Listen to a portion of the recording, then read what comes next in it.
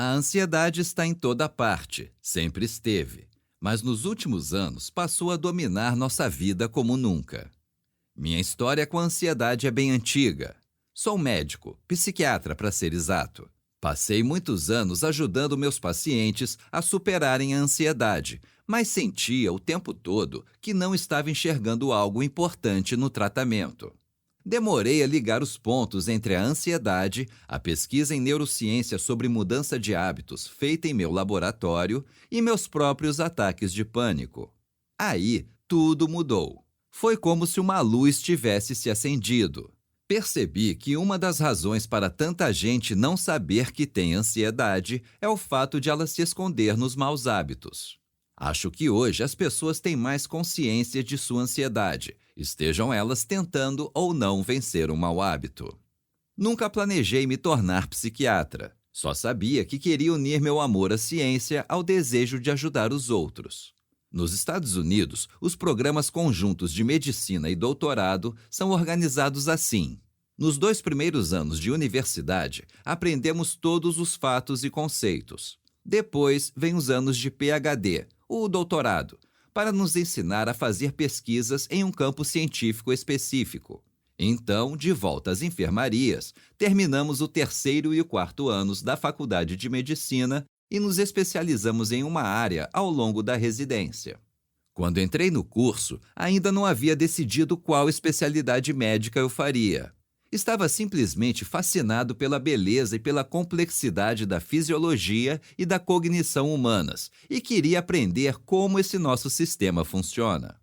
Em geral, os 2 primeiros anos dão aos alunos tempo e espaço para começarem a se interessar por um campo em que talvez queiram se especializar. Mais tarde, essa decisão é consolidada no rodízio pelas alas do hospital, no 3º e no 4º anos. São 8 anos até o fim do programa. Imaginei que teria bastante tempo para descobrir o que me atraía e me concentrei apenas em aprender o máximo possível. São 4 anos para terminar o PhD, tempo suficiente para esquecer tudo o que havia aprendido nos 2 primeiros anos de faculdade.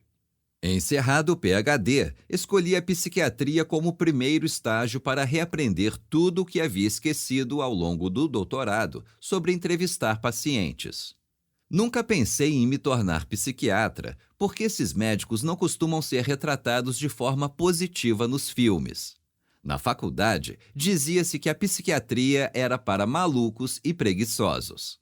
Mas aquele estágio na psiquiatria me abriu os olhos para o que, mais tarde, eu diria que foi uma confluência de acaso e momento certo. Descobri que eu adorava ficar na enfermaria e me conectei de verdade com a luta de meus pacientes psiquiátricos. Ajudá-los a entender a própria mente e refletir sobre seus problemas com mais eficácia me deixava profundamente feliz. Embora adorasse a maioria dos outros estágios, nada me atraía tanto quanto a psiquiatria.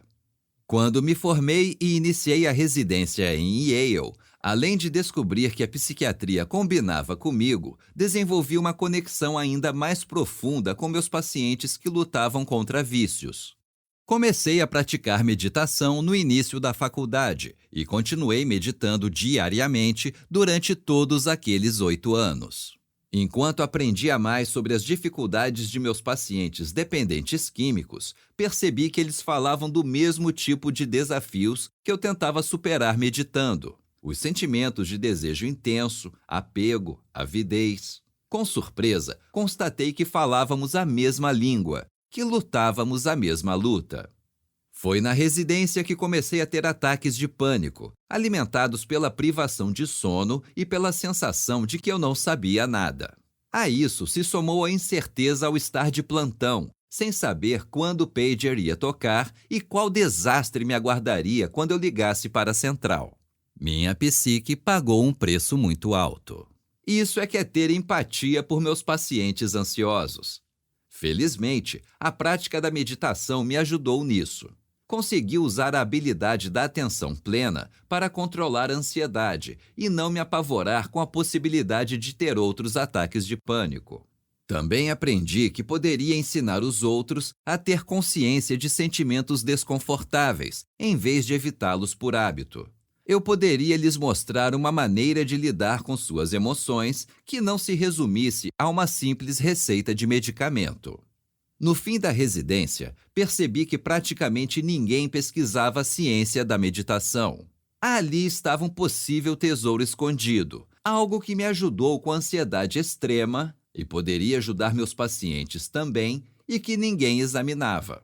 Assim, na década seguinte, me dediquei a criar um programa para ajudar as pessoas a superarem seus hábitos prejudiciais, que estão muito ligados à ansiedade e são até alimentados por ela.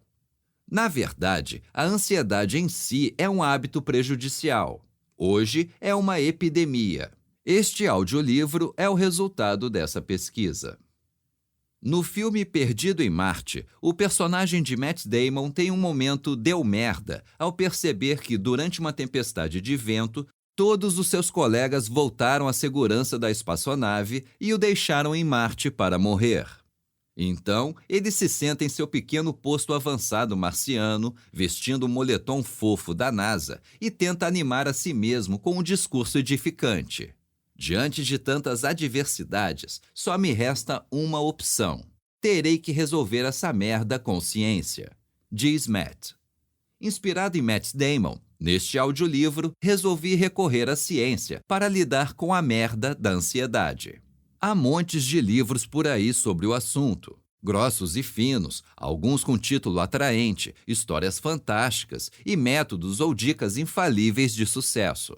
Mas nem todos abordam a verdadeira ciência cerebral. Garanto a você que há muita ciência neste audiolivro.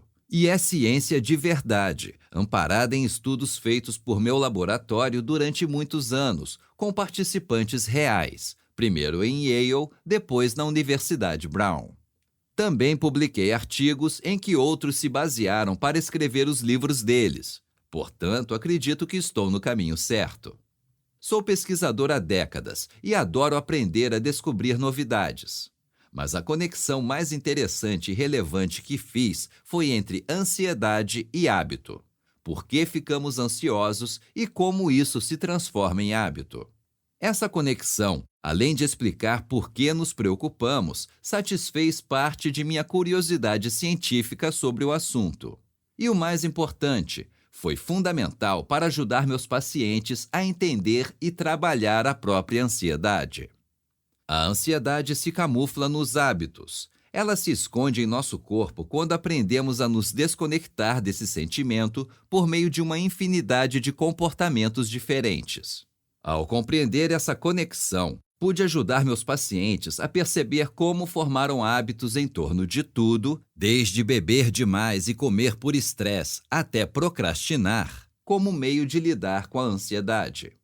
Também pude contribuir para que entendessem por que tinham tanta dificuldade e fracassavam ao tentar superar não só a ansiedade como os maus hábitos. A ansiedade alimentava os outros comportamentos, que então perpetuavam a ansiedade, até que tudo saía do controle e eles iam ao meu consultório. Uma das principais coisas que aprendi é que na psiquiatria vale a máxima: quanto menos você sabe, mais você fala. Em outras palavras, quanto menos você entende uma situação, mais preenche esse vazio com palavras. No entanto, mais palavras não significam uma interpretação melhor nem mais conhecimento sobre os pacientes. Na verdade, quando você não sabe do que está falando e mesmo assim fala sem parar, é grande a probabilidade de se enfiar em um buraco. Uma vez dentro dele, pare de cavar. Combinado? Foi uma lição dolorosa, mas percebi que a máxima se aplicava também a mim. Imagine só! Eu não era exceção à regra e não podia continuar falando bobagens, achando que quanto mais eu falasse, mais ajudaria meus pacientes. Se fizesse exatamente o contrário, ficasse de boca fechada, assumisse uma postura zen e esperasse até enxergar alguma conexão clara, em vez de tentar parecer um psiquiatra, talvez conseguisse ajudar de fato. A expressão menos é mais também se aplica a domínios fora da psiquiatria, como a ciência. Quando aprendi a falar menos e escutar mais, percebi que os conceitos que desenvolvia sobre a mudança de hábitos se tornavam cada vez mais sintéticos e claros. Mas, como cientista, eu precisava tomar cuidado para não me deixar levar por minha empolgação. Os conceitos eram simples, mas será que funcionavam mesmo? E será que funcionariam em ambientes fora de minha clínica?